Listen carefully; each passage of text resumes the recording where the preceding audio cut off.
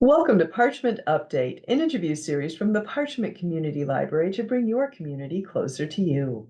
I'm Karen Woodworth, Library Ambassador. Happy New Year! Instead of a single interview today, I've put together a year in review highlights program featuring brief excerpts from 2023 Parchment Update interviews in chronological order. If you want to see more of a particular interview, you can watch it on demand. All the interviews are archived on our website, and now they're available on YouTube as well. So hang on to your hat, and here we go, beginning with John Heasley, Chair of the City of Parchment's Kindleberger Arts Commission. As you know, Karen, everything that we do is free. The tremendous concert series that Julie, my wife, puts together, there are 7 or 8 Sundays in the summer. And then also what we do on festival day, or festival week, I should say, starting with Wednesday, right through Monday night with the closing concert. Everything's free for everybody to come to. And I think that that's a testament to how hard our commission works and how hard our volunteers work to make that happen for the city of Parchment. How are inductees selected? So nominations are submitted by, they can be general public, it can be a teacher, whomever wants to, nominate the candidates.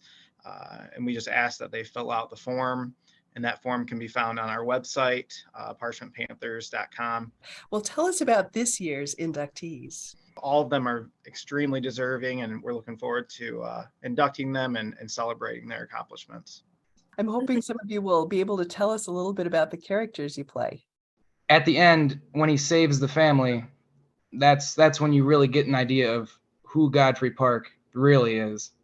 And Irene is the daughter in the family that Godfrey works for, and she's the one who hires Godfrey. So Godfrey kind of feels indebted to her in a sense, and he kind of knows that he is. But Irene also falls head over heels in love with Godfrey to the point that it's almost embarrassing for her. So what are your goals for the Parchment Community Choir? Well, number one is make a creative outlet for people that are that just like to sing. We just want to have fun. It's a low pressure environment, and we also want to get better, want to improve, keep working on our vocal skills and reading. Just have a lot of fun singing together, and also just to entertain the community whenever possible. All right. Well, how was the traffic studied?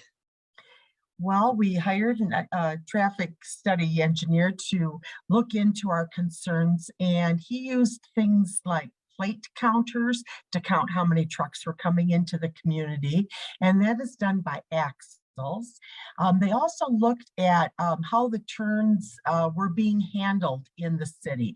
Those that missed it, how many people actually missed the turn at Belle Isle Boulevard. And then they studied the alternate route for those who did miss that turn. They also looked at the timing of our traffic lights to see if they were appropriate so that we didn't have backups. As much fun as it is, we don't want to lose sight of the fact that it is a fundraiser for Kindleberger Arts. So how much was raised this year, and what does it fund? Well, this year is, again, our biggest year.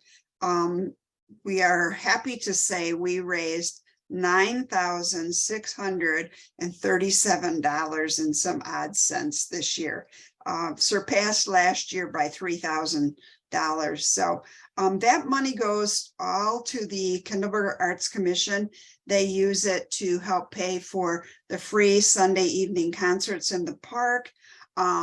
We also have a lot of expenses with festival where, we rent certain tents and that kind of thing. So all of that money goes for the festival.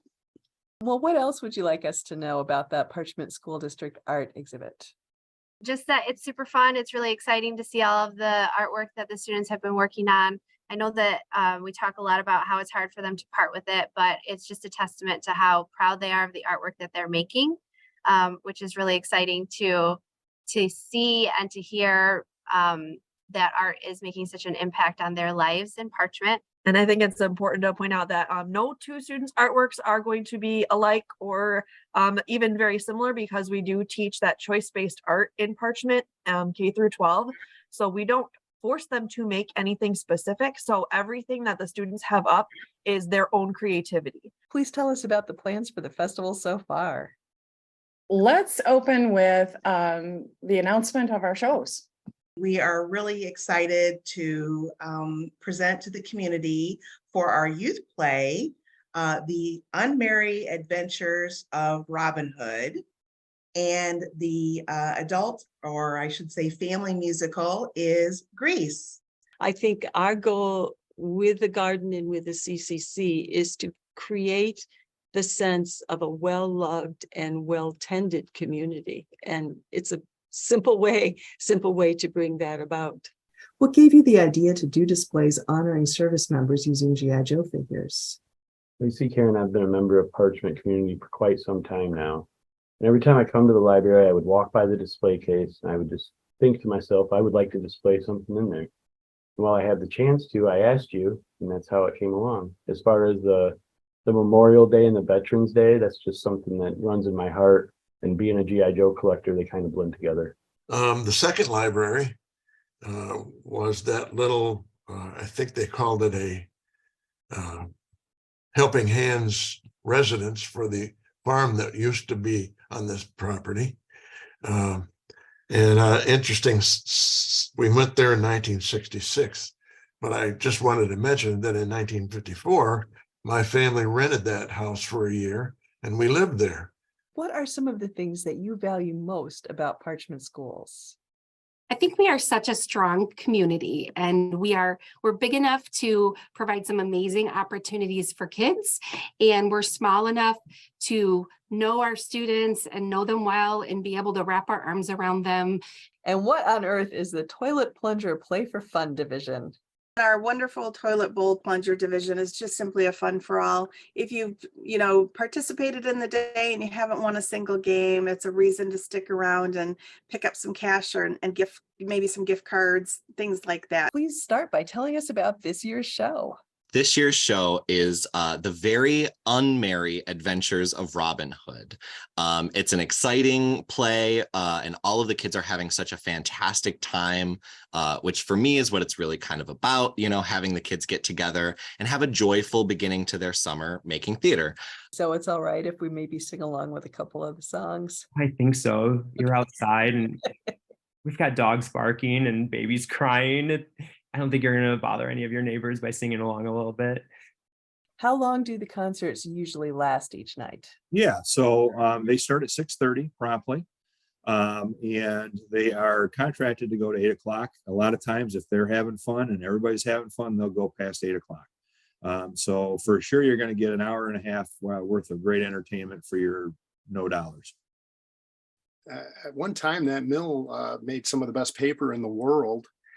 And there was a lot of work life, so to speak, going on in the place, and you could almost feel it. It was almost like photographing ruins at this point. But so I've kind of feel connected through the photography at this point.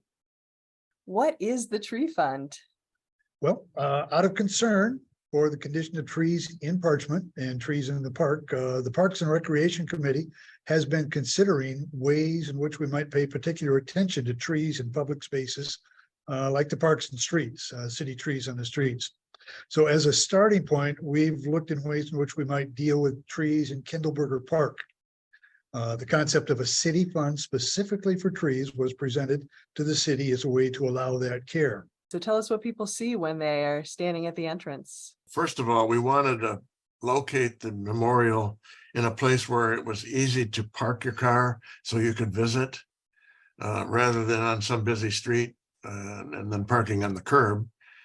The US in general has a very strong Celtic background. A lot of Irish and Scottish people came here and have been involved in many festivals. The US has a ton of Scottish and Celtic festivals around the country. This year, we are also excited to announce that we have partnered with Casey Ready Fours to open up a brand new preschool classroom for students 4 to 5 years old that are not yet ready or age eligible for young fives and or kindergarten.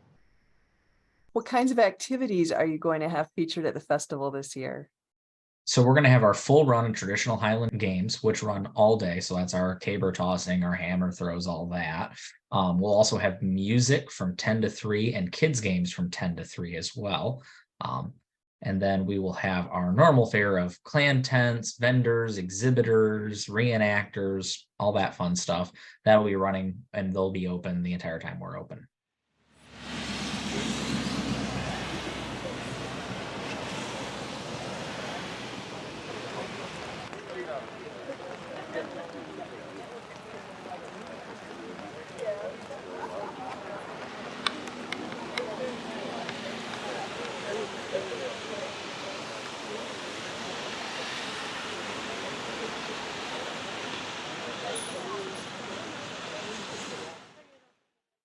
We're going to live stream the full annular eclipse downstairs in the community room. And weather permitting, we're going to observe the partial eclipse outside the library. The moon will start to slide in front of the sun at 11:41 a.m. our time. We'll see the maximum partial eclipse around 40% right at 1 o'clock. And it sounds like they start by just calling and asking about it? Correct. Calling, asking, talking to one of our great CSRs or contact service representatives, letting them know that they're interested in the winter protection program. Our CSRs will walk the customer exactly through the program in detail, how it works, the calculations behind the program payment amounts, and really make sure the comfortable is leaving that phone call feeling good about the program that they're on and knowing that they're protected through the cold, harsh Michigan winters. And did I hear that you're going to be offering some music at the Holiday Bazaar? Well, I have over the years. I usually bring my guitar or maybe some other instruments and do a little bit of music. Some of it is seasonal, some of it is just acoustic, and for me, it's just a chance to share and play some music, just a little background music. Yeah, it's fun. Savannah, I'm wondering what this event means to you, if you have any stories you'd like to tell us about that. We're trying to give back to the veterans. You know, they helped us through these wars, and just having them make sure that we actually do care about them and that, you know, we are proud of them and happy that they served us. So I feel like that's what it means to me. And I do have a great grandfather that did the veterans. Unfortunately, he's not here to thank him, but he'll always be in my heart. So how can people find out more information about these Kalamazoo River projects? We have a website, the EPA, Kalamazoo River website. You can go to that. You can Google search it, you'll find it, and that has an update on what projects we're working on now, what's kind of coming up. We also have a Kalamazoo Community Advisory Group, which meets monthly, and they have their own website as well. But you can also find a link on our website to theirs, and you could virtually attend one of those community advisory group meetings. And it's a great way to learn about what's happening on the river and in the different areas or different topics that may be all part of the cleanup. This is one of our largest projects. It's very important to the high school students. They put numerous hours. It's between packing the food, the food that's been brought in, packing the complete dinners. It takes, we're here for hours. I mean, many, many hours, but we do it because we want to. And it's very important that everything that we collect goes back to families that attend the Parchment School District. The refreshment part will be, as it has been in recent times, cookies distributed at the back door of the library, so people can pick up their cookies and go outside for hot chocolate out of doors. And part of the reason for doing that is to encourage people to enjoy the holiday lighting in the sunken garden. My husband and I moved to Parchment a few years ago, and I had no idea that the community did that. But I came home from work and I was talking to my mom on the phone, and there was everybody just walking around. And it's the middle of winter on a Wednesday night. And I'm like, what is going on? Like, I'm having to stop for people walking in the roads. Like, I'm seeing the police are out with with their horses and stuff. So there could be those walking around too. Those are fun to stop and pet. But I'm like, I had to stop and ask somebody. I was like, what is going on? They're like, it's the wassailing. Like, you don't know? I'm like, okay. And my mom laughed at me and said, you live in Whoville. 5, 4, 3, 2, 1. Merry Christmas and happy holidays. Enjoy the evening, everyone. Be safe.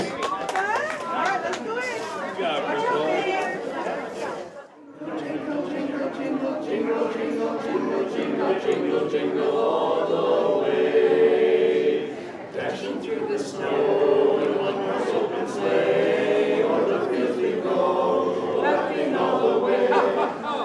Members of the Parchment Garden Club passed out cookies by the back door of the library. Hi there. Can we put some hot chocolate?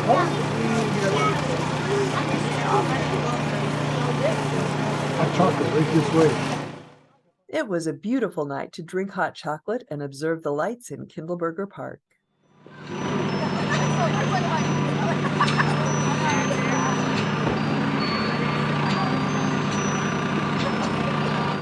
Wow, what a year 2023 was. I'm looking forward to seeing what 2024 will bring. Thank you for watching Parchment Update. If you have any interview topics to suggest, please send them to me by email at ref@parchmentlibrary.org or stop by the library and talk to me. And please consider subscribing to our channel on YouTube. We appreciate your support of the Parchment Community Library and wish you all the best for 2024.